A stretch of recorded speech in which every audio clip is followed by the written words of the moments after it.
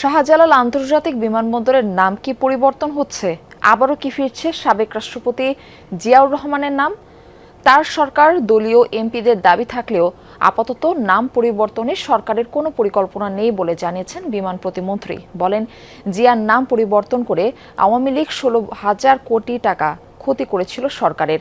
আবারও নাম পরিবর্তন করতে গেলে খরচ হতে পারে 40 থেকে 50,000 কোটি টাকা। তাই নাম পরিবর্তনের রাজনীতির চেয়ে শাহজালাল বিমানবন্দরে দ্বিতীয় রানওয়ে নির্মাণ ও ডিসেম্বরে থার্ড টার্মিনাল চালুর উপর জোর দিচ্ছে সরকার। আলমগীর স্বপনের রিপোর্ট। লোডশেডিং কিংবা ঘরের বাইরের তীব্র গরমে ওয়ালটন রিচার্জেবল ফ্যান থাকলে থাকবে শুধু বাতাস আর বাতাস। সাবেক রাষ্ট্রপতি জিয়াউর রহমানের নামে 1983 সালে নামকরণ করা হয়েছিল দেশের প্রধান ঢাকা আন্তর্জাতিক বিমানবন্দরের। আওয়ামী লীগ সরকার 2010 সালে জিয়ার নাম পরিবর্তন করে দেয় হযরত শাহজালালের নাম।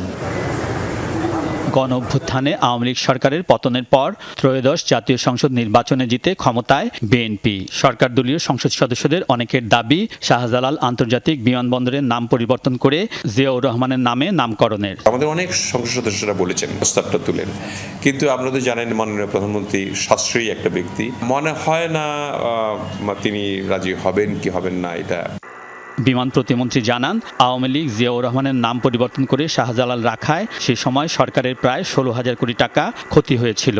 আন্তর্জাতিক নথিপত্র, বিমানবন্দরের সিগন্যালিং সহ কয়েকটি ক্ষেত্রে সংশোধনের জন্য এই পরিমাণ অর্থের অপচয় হয়েছিল। তখনকার সময় বোধহয় আমি শুনেছিলাম 16,000 কোটি টাকা খরচ হয়েছে। তার মানে এটা নাম চেঞ্জ করতে গেলে এখন 50,000 কোটি টাকা খরচ হবে, কারণ এই নামগুলি প্রত্যেকটি এয়ারপোর্টের, ইন্টারন্যাশনাল এয়ারপোর্টের প্রত্যেকটা কাগজ চেঞ্জ করতে হয়। সিগন্যালিং বিষয়গুলি আছে, কোথায় নামছে কোন এয়ারপোর্টে।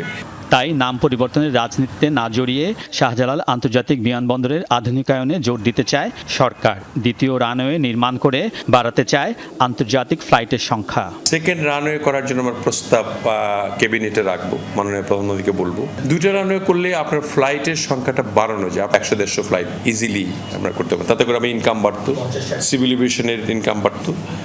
শাহজালাল আন্তর্জাতিক বিমানবন্দরের দীর্ঘ প্রতীক্ষিত থার্ড টার্মিনাল চালুর উপরও জোর দিচ্ছে সরকার। বিমান প্রতিমন্ত্রী জানান, বিজয় দিবসে প্রধানমন্ত্রী এই টার্মিনাল উদ্বোধন করবেন। বিজয় দিবসে সেটা উদ্বোধন করতে যদি পারি তাহলে আমাদের জন্য খুবই একটা চমৎকার বিষয় হবে। যে আলমগীর স্বপন, যমুনা নিউজ, ঢাকা। এবং